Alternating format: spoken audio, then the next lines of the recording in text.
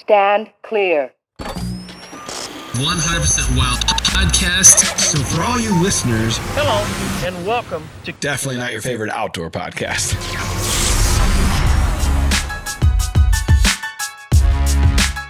What's up, everybody? Welcome back to the Drury Outdoors 100% Wild Podcast. This is episode number 335, if you're counting.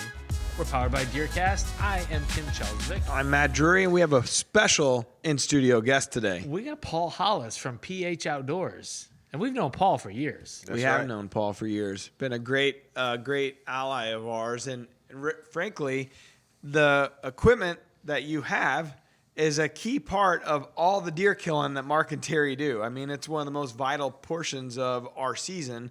Kind of begins with a product that you create and you sell, and so I want to kind of get into a little bit about that, because every time we talk about food plotting, and if we're talking about disking up and doing like the old style of food plotting, we get, I don't know if you ever pay attention to those comments, but people are like, man, Mark and Terry, get with the times. I can't believe they don't use Dr. Grant Woods' Buffalo method and all that stuff. And the reality is they do use drills a lot. They may not necessarily use the Buffalo method. So I figured you might be able to take us through a little bit of all of that. And obviously right now is we had so much rain in late July and early August. Weird. People were scrambling to get their plots in. And then all of a sudden here, I saw that you were planting with Kyle McClellan yesterday. And I thought to myself, boy, there's going to be at least a 2 week stretch where it's high temps, no rain. Oh, at least. Brutal. Yeah, my fall plots personally have been bad the last 3 years, because it seems like Mother Nature, come August, just shuts everything off. Yep, always. Yeah, and oddly enough, my spring plots look really good, because that fall seed sometimes sits there dormant all year. Yeah. Which is not a bad thing. Yep. But that winter wheat and different things I'm looking for, all of a sudden come spring, pops up. Yeah. But I mean, let's be straight about one thing. Even though Mark and Terry made disc and other people made disc and we sell no-tills, I don't care what you do. Just get out and do it. Yeah. Be outside, plant, manage your habitat. Just get out there and hunt and take kids with you. Get outside. Get the kids off the electronics and get them outside. Yeah. Yeah. Which I saw Kyle's son was out with you guys yesterday, and he's ate up with this stuff. It's always fun to watch them. Yeah, Rhett's a good kid. So take us through a little bit about your product specifically, the G series, and it's kind of a updated new version of an older former company that you were with and a former product, but it's kind of a new take on it. And so I want you to kind of explain what it is exactly. You mentioned it, no-till, but Dr. Grant has been using it and helped, I guess, develop it maybe originally back in the day with you. Yep. Grant, I think I met Grant at the ATA in 2014, January 2014. We talked a little bit prior to that, and with the old company, we were known for turf seeders, so golf courses, sports fields, things like that. Had a reputation of having the best on the market, and Grant approached me through a mutual friend and said, hey, you think you can make me a food plot seeder? So we did, and after 7 different prototypes, we came out with the old machine. Mm-hmm. The new machines, similar platform, but we've made a ton of changes, ton of updates, much better machine. And we're starting with no-till, because that's what I know, and that's our focus. Yeah. And we're going to take care of the old customers. Because our machine is a similar platform, the old parts and things will fit. Mm-hmm.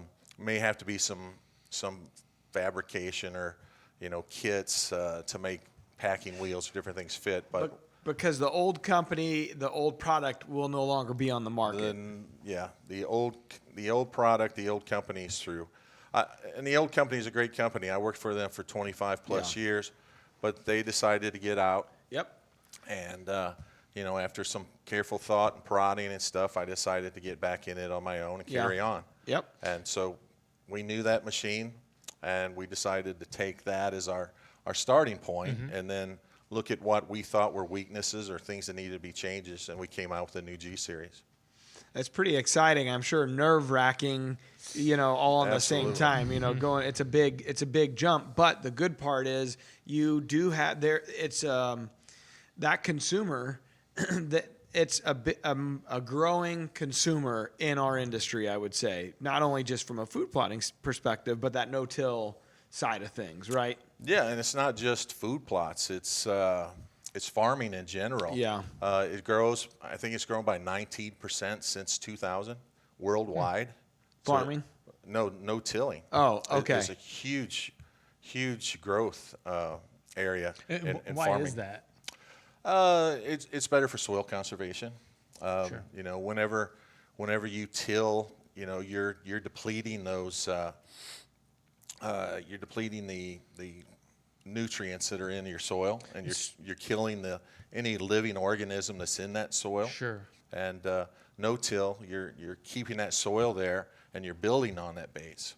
And there's something to be said for the structure of the soil too. And you keep breaking it up, like it actually changes the physiology of the soil almost. Yep. And a lot of those nutrients that are in that soil, once you expose them, they're going to end up washed into a stream, or they're going to blow away. And you know, the big thing, everybody's all about organic and, you know, trying to make the earth a better place, and that's what no-till essentially does. And not everybody can do it, and not everybody can afford it, but it's better for the environment. Does no-till have any implications for soil moisture content? It does, yeah, because you're not opening that soil.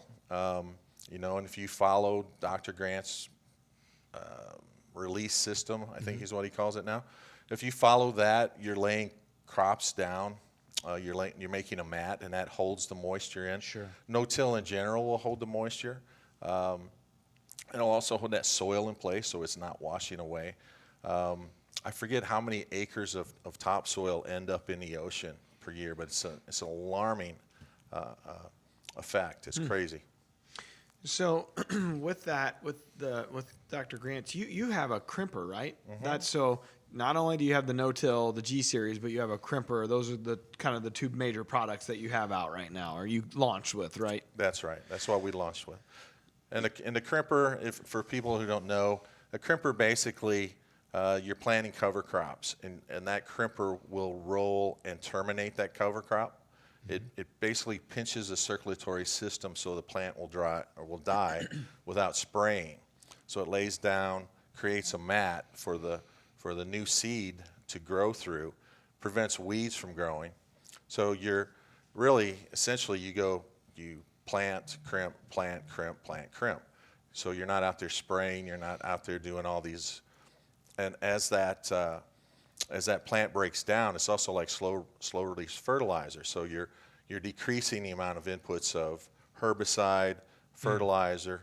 You're keeping the soil temps low because the sun can't get to that bare soil. There's so many benefits to it. So in the spring, we planted on my new piece, we planted biologic non-typical clover with a cover crop of, I think it was wheat. So we left it go all summer, all spring and summer. And then just recently, we brush hogged it, and the clover really blew up. So would you be able to do that crimping method in that instance where and it wouldn't kill the clover? Would the clover, really blow up then in that instance, or how would it work there? Because we brush hogged everything, and then the sunlight hit the clover, and then we got some timely rain, and now the whole field's completely full. Yeah, probably would affect the clover somewhat. Okay. Actually, clover doesn't crimp very well, but some of that's going to crimp. Okay. So you might want to do that and then come back in and broadcast or overseed with some clover. Gotcha. Yeah. Okay. Yeah, because I'm just learning. I'm trying to figure it out. You've helped me a lot over the years and taught us a lot, and so I'm always trying to figure out, especially. Scott is a great help for me, but doing it on our own, not really at Mark and Terry's places. These are leases, and you've been to a couple of them, and it's like, I really don't know. I just don't know better. So I'm trying to figure it out and learn as I go. Yeah, and unfortunately, every time we do it for you, there's a flood. That's right. When I had the river farm, he came and planted it 2 years, I think, and it flooded both years. Yeah. It came up great and flooded right away before the season. So. Time to cut bait. Yeah, that's right. Paul, what kind of vehicles are you using to pull the crimper or the G series? Can I guide it with the side by side? Yeah, we just came out with a 4-foot toe behind crimper. We've got the 3-foot, the G3 in the G series that you can put a toe kit, and both of those work well behind a side by side. We've got some other products we're coming out with, or we've got it on the drawing board that would kind of gear to that side by side guy, because not everybody can afford a tractor. Yeah, and that's a lot of guys in the whitetail space. Like, they may be getting serious about having food plots and hunting that way, but then to go invest in a tractor is a totally different story. I would imagine many of our listeners are more if side by side would be a leap, right? To have the side by side to be able to do it. So in the past, what you've helped me with also, and at the farmer company, is the same system. I'd be able to get a 3-foot with the wheel kit and pull it behind the side by side, and it works great. I mean, it's, I'm talking much smaller food plots. These aren't Mark and Terry's, destination food plots. These are micro honey hole type stuff. And it's perfect for that. Yeah, it's perfect for that. And it's not just the investment. Somebody can go and invest $70,000 in a tractor, and then they're buying a big planter for $20,000. When you get to the side by side implements, they're a lot more cost effective, but it's also storage. Oh yeah. Guys, where are you going to put it? You have a shed. Some guys don't have a huge barn and things. Right. So a lot. When you get down to those size implements, maybe it fits in a shed in your garage. Yeah. Well, not only that, but you can. We would always put it. I have a 16-foot trailer. We'd be able to put the side by side and the 3-foot implement on it with the wheel kit, and to be able to have everything on one trailer is huge. Yeah. That's huge. Now, so you'd be doing something if you could create an implement you could pull, like, by harnessing your children. I'd buy that. Only if you can. All right, kids. Yeah. Let's take a walk back to the kill plot, kids. Yeah, so that's cool. Well, so when you talk about, you mentioned a premium, you have a premium product. It's a premium price, but they're well built. I mean, they're heavier. So that's the other thing. If you've got the 5-foot, 8-foot, the bigger stuff, you got to have the right equipment, the right trailers, the diesels, and quarter, all those kind of things. You got to have the right equipment to pull it around or get it where you want to go. But it's for life. Those things aren't really breaking down much, are they? No, we don't sell a lot of parts. Some things will break. Sure. A lot of times it's due to operator error, but. That happens. I mean, it happens. I'm not saying that's anyone's. Yeah. Someone runs over a stump with it, like that's. And that happens. Huge rocks or whatever. But these things are built to last. And when we went into the market, we looked at the market. You had a lot of low end products. Those $1,500, $2,000 planters and different things. Junk. I bought enough of those in my lifetime. I've got a shed full of them. I've made those mistakes. Yeah. So, instead of investing in that, you're better off to invest something a little bit more, a better quality, But we also looked at the high end. The high end's, double the price of what we are. I don't want to mention any names, but if you get into the ag brands, great equipment, but who can afford it? And if all you're doing is food plots, do you really want to offer a dang deer? Yeah. Do you want that, that $30,000 planter? Yeah. So we've kind of fit a niche, and we try to make, premium products, quality products that they're going to last people a lifetime.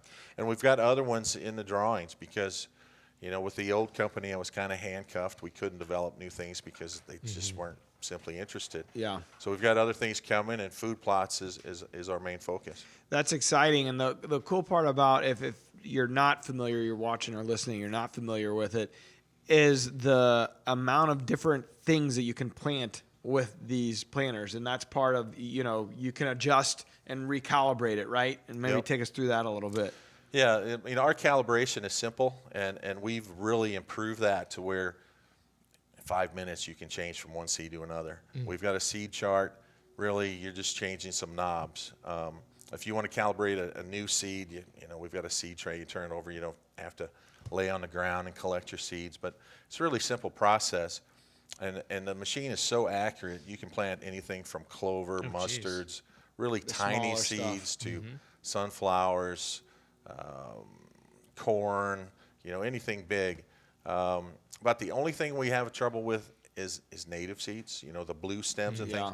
we've got a native seed box that'll be on the market next spring. Nice. Avocados are probably hard too. They are, yeah. We can't do that. Well, there's something to be said for it, because as deer hunters, we're always trapped between like the ag world and then just like the whitetail world, where there's maybe not an out of the box solution for us. So that's the neat thing about PH Outdoors is you are filling this in between area where we're not big ag, but we need something more than just like a hand cart that you're pushing around spreading fertilizer. Yeah. And we don't want to be big ag. We kind of slip over into that ag market a lot with smaller farms. Vineyards are really big for us because they're into cover crops. Government's giving them money for erosion control. Yeah. But you get into when you get into that farming side, I'm used to guys asking me, can I plant soybeans? Can I plant sunflowers? They get into some seeds I never heard of. I'm getting out that seed dictionary, trying to find out what size seed, how to, where does it, what rate, how deep, all that kind of stuff. And the interesting thing, since we announced the new company less than a month ago. Yeah. We've already got dealers in Taiwan. I talked to one in the Czech Republic this morning. I don't know how people are finding this, but the cover crop food plotting stuff is really a worldwide thing, and I would have never known it. It's probably this podcast. Absolutely. Well, I hadn't aired yet, Tim. I was in your office one time, and you were talking about, was it maybe Sweden, or there was somewhere, I don't remember now where it was, but I was like really surprised. You're like, oh no, it's huge over there. No-till. Yeah, Finland is really big. Yeah. But I mean, Germany, actually Italy, Australia, some countries in South America. And that's no-till for their crops in general, right? You're saying like they're... Some is, but some's actually for food plotting, for wildlife, no different than we do. There's a guy you guys need to talk to that's in Germany. Has a channel very similar to yours. He's not a big following, but he's the outdoors guy in Germany. Does food plotting, hunts deer. So they can hunt in Germany? You gotta I think you got to have a permit to have a gun. Yeah, that's okay. That's what I was wondering. You have to have so much land and all this kind of stuff. But yeah, it's really kind of fascinating. That's cool. That's crazy. Yeah. I thought these Germans couldn't have anything, any weapons. No. And I'm sure they have their hands slapped on the show. Yeah, I'm sure they know who you guys are. I don't know about that. No, I'm sure. I mean, that's Huge where they in find Dusseldorf. us. Well, no, really, that's how they find us is the internet, YouTube, and they're looking at American hunting shows and They see learning Tim's last name, they're like, no way is this guy American. That guy's from Norland. He's one of us. Well, Well, on that note, sorry, Tim. no, it's okay. Shame Just here. my heritage, no big deal. You can make fun of my name all you want. One of my buddies came to see you, Paul, months ago, and I don't think he mentioned anything about Drury Outdoors, but this is kind of the cool thing about PH Outdoors with Paul being at the head of it. Like, Paul is a deer hunter, and my buddy was looking at getting into like doing whitetail work, doing land management work, and Paul spent some time with him, and just like the guy ended up not making a purchase at that point. He's looking at one of these G series, but Paul knows the whitetail world so well, and is just willing to spend time with people, talking with them about what, just essentially kind of just being willing to help them. Oh yeah, you got a farm there in Missouri, and long time. These are my people, man. Yeah. I love it when I walk into shows. I mean, I remember the first time I went into like the SHOT Show and stuff, and I'd been used to going to trade shows on the turf side, and I walk in, I'm like, these are my people. Yeah. It feels good. My home. It does. Yeah. They're my kind of people. I can sit and talk hunting and food plots and guns and shooting, and that's my thing. And you've made some cool friends, in the entertainment side, the sports side, that are very interested in this type of stuff as well. And they get to go, Wayno, and I know some country artists and Van Damme and all those guys. It's just like it's been a gateway to probably be able to do some pretty cool stuff too. Cooler than you think. Yeah, yeah. Oh. You know better than I do. But yeah. Do tell. No, it's really. It's awesome. It is. Just today, you were at fantasy football draft that Wayno puts on every year. Yeah. Big League Impact. Yeah. Absolutely. So, pretty cool. Well, so what are the main things that someone needs to do if they're interested in getting into the no-till? Like, hey, they've been disking up their dirt forever, and and maybe they're just looking for a change, even if it's like the Buffalo system, because that's where people always give us crap. It's like, oh, these guys planted and replanted 3 times. Well, if you did the Buffalo system, you wouldn't need to do that, you know. And I think Wayno does that too, doesn't he? Yeah. And so if you're a guy that's been going that route forever, or maybe you're just new in general to this food plotting, where do you begin? What do you start looking up and searching out? You got to have the right equipment. That's where it starts. Easy to convert. You know, you just stop disking. You know, you're still going to have to spray for a while and all those things. And you may never get totally away from it. But the thing is, you've got to get the right equipment. And then, you know, go to YouTube. You know, we can help you. But there's so many educational videos. I mean, Mark's made some really nice ones over the years. Dr. Grant has some great ones. Really good ones. There's other people that do. But that's really, you know, start there. Get educated. You know, do your homework. And then get the right equipment. Can you rent? I know. There's, if you go to like your local ag, you know, service, that you can rent drills. Can you rent one of your G Series drills, or is that something you're thinking about in the future at all? I know it's pretty fresh here, so yeah, not from us, but there are companies that do it. There's a company up in Troy, Missouri, that does it. And can you get your stuff there or anything? It's just Yeah, you can get our stuff there. That's cool. okay. So that's because I get asked that a lot. You know, some guys, it's just they can't afford it. So No, it's I- like, hey, I totally can get I it. rent the equipment and Yeah. get it done? There's not a lot of people that rent, but there are a lot of people that do contracting. That, You know, for sure. If you're willing to pay for that, you don't want to buy a drill. There are a lot, and I can give you a lot of names for people that do that. Yeah, yeah, cool. I know we've had a guy on, and Tim's friend that's what he does, and we've had a guy on, Logan, that helps me on some of my stuff. And it's like if we have 4 different properties that we're trying to plant and all at the same time, and you're trying to hit a rain, you know, they're spread out. It's like, all right, I'm gonna have to hire maybe somebody to help us on this piece while Scott and I go hammer out the other one. It's such a short window. It so is. sometimes you don't have a choice. Yeah. Yeah. So. Well, here's hoping for some rain and some cooler temperatures ahead. No, that's the problem. I mean, like even the stuff that if you caught the rain, like I got an inch on one farm and 1.5 inches on another over a couple different rains, and it was great. And it's out the ground maybe a couple inches already, but now we're gonna hit what traditionally happens in August and into September. We're gonna hit a 2 to 3 week stretch of no rain and 100-degree temperatures. It was really unseasonably cool and wet through that period of late July and early August, and everybody's hyped up. Well, if you missed the first couple rains and hit the second couple rains, you may not have got enough rain for this next, 2 to 3 week stretch coming up. Yeah, that's the one thing we can't control. But I have a feeling because our spring was so dry Yeah. that we're going to have a wet fall.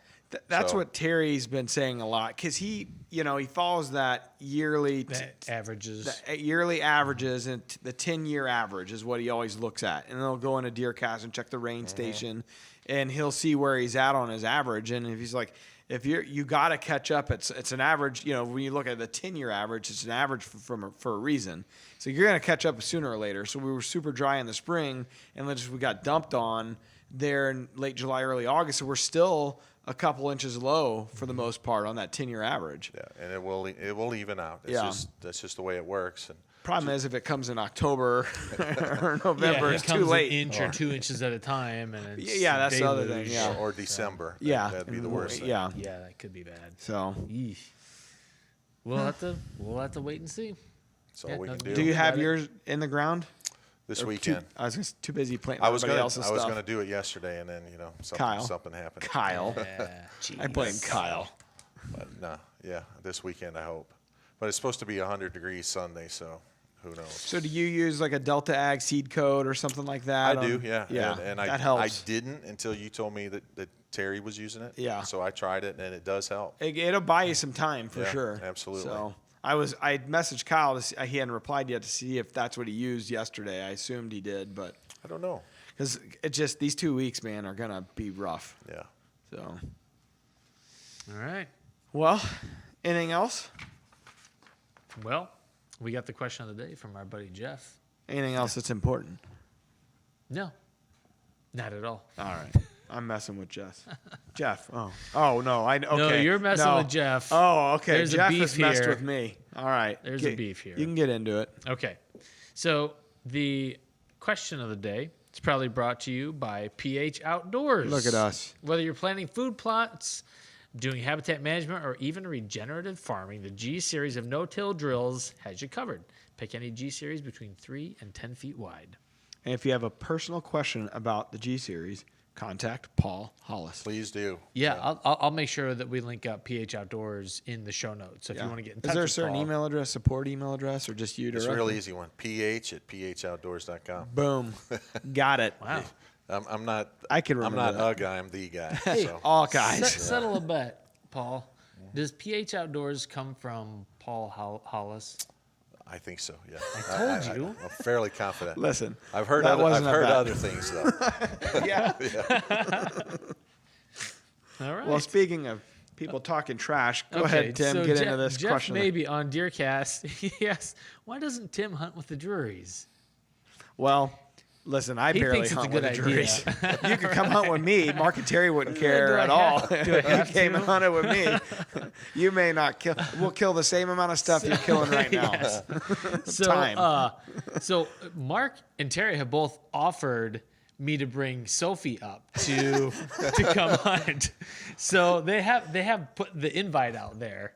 Very kind of them. But yes, yeah. But as for Daddy Chelsvik, I actually prefer. I like the way I hunt. It's not Out of a saddle. out of the saddle, slogging all my stuff with me through the timber, trying to find a needle in a haystack. But I don't want something like I want to work for it essentially. So Let me tell I've you, never specifically you've asked worked them. for it. Yeah, you're like, is that what And they call it? sometimes it's not all it's cracked up to be. Most times it's not. All. You might get the chance and then kind of screw up, and that's worse than getting the chance. So Speaking from experience, Word might on have the a song street, made up about you. shoot him in the neck. Yeah. So, by the way, I got a bone to pick. Not really, but really with this Jeff guy. So he this left guy's a comment on a podcast episode of ours in DeerCast a couple episodes back. And it was the one that Wade and Perry and Forrest were on. It was a fun episode. And he goes, enjoyed most of the podcast. Anytime it starts out that way, you're in it for some. I appreciate Perry, Forrest, Wade, and Tim. Oh no. I was also on the podcast, keeping the conversation clean and not being off color. That shows class and character. I was like, the oh, swear words. that was a real dig at me. Named everybody but me. I saw that episode. Yeah. Well, was I too off color? I mean, I kind of was probably how I always am. I apologize to Jeff, and I do apologize, Jeff. I feel bad, but I mean, I can't filter it. I told Tim I'm just puking out whatever comes into this small brain I got. And there is not much of a filter, at least on the shows we can edit it. Some people call it authentic. Yeah, that's that I being guess. kind? So I apologize. Jeff, Okay, Matt Matt's apologized. We Let's can move on. It's all good. Yeah. So that throwback to All right. another old episode. Well, Jeff, we will send you a hat if you reach out to us via Facebook. Just shoot me a message via Messenger and give me your address, and Matt may come hand deliver it himself. You guys can hug it out. Hold on here. I was gonna like the sounds of that. I was gonna do something here. No, it's okay. We'll Hold on. wait. Hold on. We got nothing but time. Matt, It's all good. producer Matt, my soundboard isn't working. Is the volume turned down? Maybe? It's turned all the way up. Hold on. Well, what's this guy's doing? Yeah. Doesn't work as no, much I thought it was when it's great. I like the build up. Delayed. I think that's what may have upset the guy to begin with, because we were talking and I shorted. I said to Wade, I go, hey, you killed a 185. He's like, a 187. I was like, I didn't mean to short you those 2 inches. And then we all laughed about it. And then I put, That's what she said. so There we go. Yeah. Just needed to be. that was the off color stuff, That's I not think. off color. It's just who that's I a am. good humor. Somebody's humor. Mark It's not got for everybody. shockingly off color last episode. Mark did? Yeah, I don't remember. It was a reel that we turned it into a reel. Mark Drury? Yeah, I don't remember. yeah. I'll have I to don't think look. he did it intentionally. but Oh, talked about the tripod. Said Wade was a real tripod. I don't know that he understood what he was saying. we should move it along. Okay. We do have some shout outs. We got another 5-star review over in probably wasn't Apple from Jeff. Podcasts. I don't think it was, but their username is DeerCast69. Okay. I don't know. That's who Tim. that is. That's out of line, sir. You're He going says, to hell. Old DeerCast69 says, I've never listened to any type of podcast because I found them boring. But podcasts with DOD is great. Been watching the YouTube channel for years, been listening to the podcast for only a few months, and it's been great. Informative, funny, and good quality all around. Always glad to listen into each new one that's put out. Keep it up. Hey, look at us. Appreciate go. that, buddy. That was a good comment. I don't think that's his real name. So I messaged Michael Engelmeyer because I was Him? like, is this you? I think this is you. And he was like, no, that was way too complimentary. That's not me. Yeah. No kidding. So I don't know who that is. Yeah. Well, I don't think so, Tim. Got some new. So we hit 2,000 rack packers. yeah. We've been talking about that for like 2 years. We finally got there. Finally got there. Hey, now to 4. Huzzah! Yeah, we'll give us another 10 years to get there. Here's what I'm thinking about doing, Tim. Oh. I want to break it down. This is breaking news. We have a dehydrator from Bass Pro and Cabela's that they sent us. This thing is made for restaurants. It's got its own zip code. It's humongous. And I asked Marcus, like, because they do all kinds of stuff, processing up there at the farm. And I'm like, hey, you guys want this? And he's like, yeah, sure. He came down. And he's like, he looked at it. He's like, oh, what am I doing with this? He's like, I can't do anything with this. And so I thought, I guarantee you there's somebody out there watching this podcast that would love this dehydrator. How many, what's the size of that, Alan? 160 liters. 160 liters. It's not Liters American, of cold. apparently. I don't know why. It's the size of a large mini. It's the size of a large mini fridge. Anyways, it's awesome. I'd like to use it, but Tim and I can't kill anything. So we feel like, what if we did a giveaway, Paul? Mm-hmm. Right? Yes, What if we give it away? absolutely. So here's what it's going to be. If you subscribe to the podcast and you share it with your friends, you share the rack pack with your friends. We got to build this thing up. If we can get the rack pack to 4,000 subscribers, we're going to give it away. But that's going to take all the 2,000 we got in there to share to their friend group and get hunters into the rack pack. Anky's already done his part. Yeah. So that's it. We're going to give this away. We get to 4,000. We're going to give it away. I like it. Give it away, give it away, give it away now. Did you just make that up? Yeah. That's cool, man. That was awesome. Me and make the it a Red Hot song. Chili Peppers. Great lyrics. Neat. That's right. All right. Well, we got some 4,000. new rack pack Alan's members. shaking his head. Is it not doable? Oh, it is.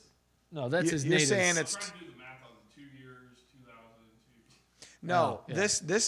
This is gonna accelerate it. We're gonna have Joe By build next us. week. Yeah, Joe build us a little like graphic. We'll keep plugging it into the rack pack. We'll start plugging it on the podcast at the beginning of the show when everybody's still listening. Okay. And then we're gonna get to 4,000. I say we coerce people into it. Yeah. Shame 'em. Gunpoint. So 169 liters, is that about the size of a Yeti 210 or something? Yeah.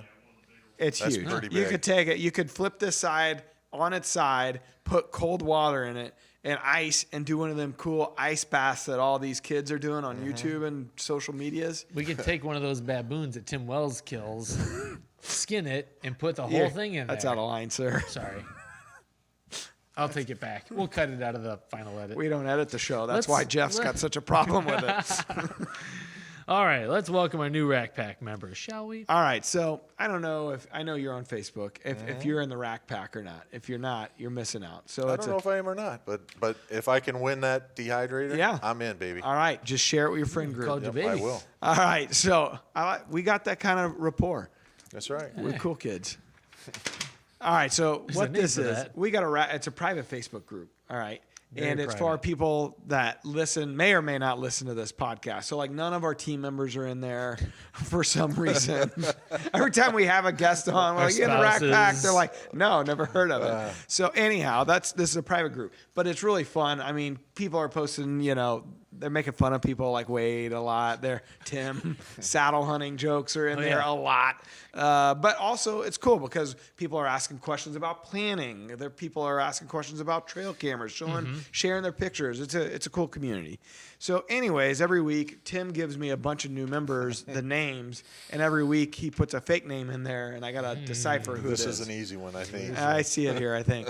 Also, every week I ruin everybody else's name. So, Jake John Rappa.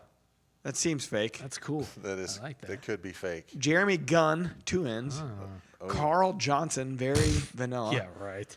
That's the one. Tom Smith. All right. Jordan Hale, Quinn Sanders, Parents Twin Saddle. Parents Twin Saddle. Parents Twin Saddle. So I also got to say it a bunch of different ways. And I know this has Sometimes something to do helps with it. Perry doing a saddle hunt with you. Is this it? Did I get Yeah, it? yeah.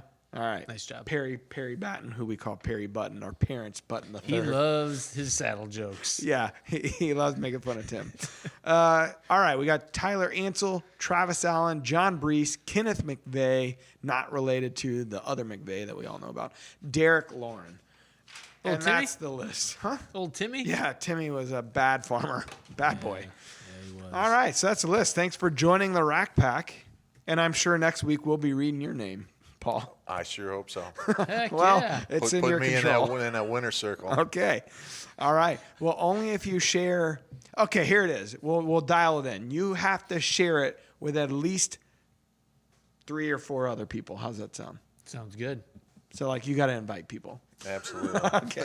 I'm in. We can't get there any other way. We really fall in the pity of others. There's a bunch of hot Russian women that follow me on Instagram. Nice. I'll direct message them, see if I can get them to come over to Facebook and They start out every So message. they follow with, you too. Yeah. Yeah. Oh, good one. Oh, what? Yeah. We'll have to compare notes here. Okay. All right, right. Paul. Thanks That's for coming good in the enough. studio, man. Yeah, I It's enjoyed fun. it. Excited to be here. We appreciate you finding the place. Yeah. Paul got lost on the way here. And, It's a nondescript building. It is in all fairness, we on purpose have no signage. it was the GPS. Trust me. Yeah, we had. They wanted me to go to Steak and Shake. I get it. Yeah. I'd go there. Hey, the Frisco melts the bomb. Oh. Absolutely. Those fries Agreed. to die for. Yeah. Cheese sauce. You don't eat any of that. I've heard of it. It's a fast food restaurant, Tim's correct? annoying. We talk about Casey's Pizza a lot. So then he took a picture. He was on a road trip with his brother, and he took a picture in so front of a delicious. Casey's, and he's holding up a Casey's Pizza with a bite out of it, like he ate it. love eating and it. everybody actually thought it was like AI, and like he slipped a pizza in his hand somehow, but it was his brother's. He won't eat Casey's Pizza. Crack a cold beer, have a nice Casey's hot Pizza is the Casey's ultimate. pizza. That's right. Yeah, Paul's it is. one of us. Yeah. No, I agree. Yeah. Shut I up. love to eat the Casey's pizza all day Absolutely. and all night. And they deliver it sometimes. Do they? Yeah, absolutely. Yeah. Of course. I have the number in my telephone. The sausage Casey's Pizza, there's nothing better. Tell me about it, brother. It's awesome. Yes. Their breakfast pizza as well. Lunch You're gonna pizza. punch me right now, but you won't. The dinner pizza? That's my favorite. All right, we got to go. Yeah. All right. All right. Thanks, guys. Yeah. Appreciate you. guys. Till next time. Peace out. DeerCast is now supercharged with maps.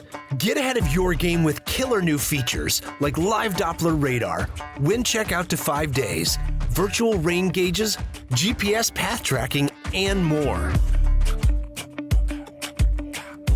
Plus, get our 14-day revolutionary DeerCast prediction and access to DeerCast Track. Prep, predict, and pursue with DeerCast. We're adding new videos every week, so make sure to click that subscribe button and check out all of our amazing content. This episode of DoD TV is brought to you by DeerCast. Prep, predict, and pursue your target buck.